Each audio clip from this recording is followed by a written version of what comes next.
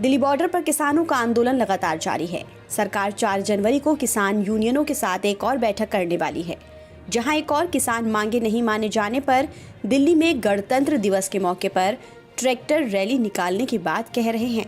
तो वहीं सरकार उम्मीद जता रही है कि 4 जनवरी को होने वाली 7वें दौर की बैठक में किसानों के साथ मुद्दा सुलझा लिया जाएगा। 4 जनवरी को होने वाली बैठक को लेकर कृषि मंत्री नरेंद्र सिंह तोमर ने सकारात्मक नतीजे की उम्मीद जताई है, लेकिन साथ ही उन्होंने बातचीत होगी या नहीं इसकी भविष्यवाणी करने से परहेज किया। वहीं कृषि राज्य मंत्री कैलाश चौधरी ने इस बैठक से पूर्व कहा कि मुझे विश्वास है कि किसानों के साथ अगले दौर की बातचीत में एक समाधान हो जाएगा और चल रहा विरोध खत्म हो जाएगा।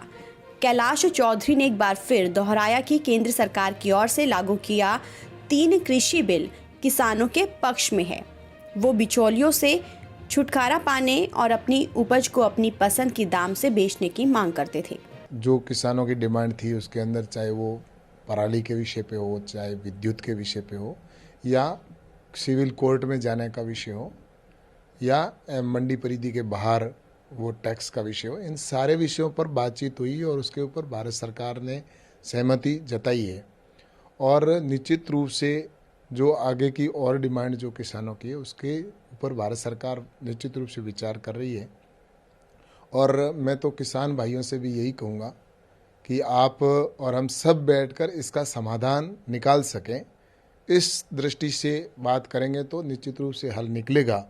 और मुझे पूरा विश्वास है कि अगली जो बैठक होगी उस बैठक के अंदर हम समाधान की ओर जरूर बढ़ेंगे और समाधान होगा। जो बॉर्डर के ऊपर बैठे किसान वो इस बात से सहमत हों कि वास्तव में जो बिल हैं ये बिल तो किसान के हित के हैं।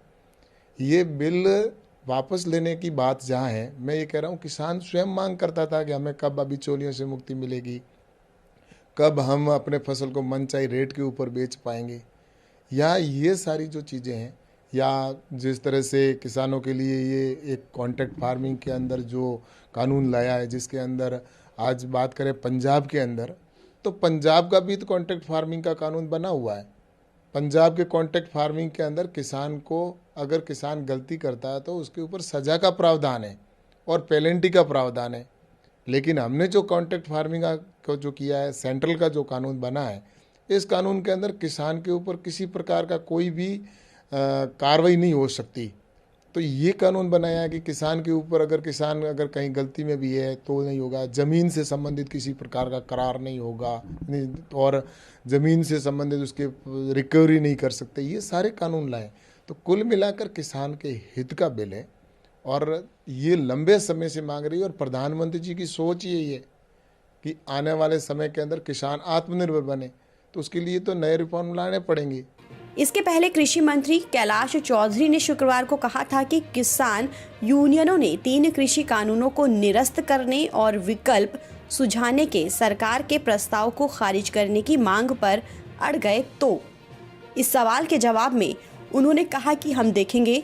ये पूछे जाने पर कि क्या वो 4 जनवरी की बैठक अंतिम बैठक हो सकती है, इस सवाल पर उन्होंने कहा कि मैं ऐसा दावा के साथ नहीं कह सकता क्योंकि मैं एक ज्योतिषी नहीं हूँ। उम्मीद है कि जो भी बैठक में होगा वो देश और किसानों के हित में होगा।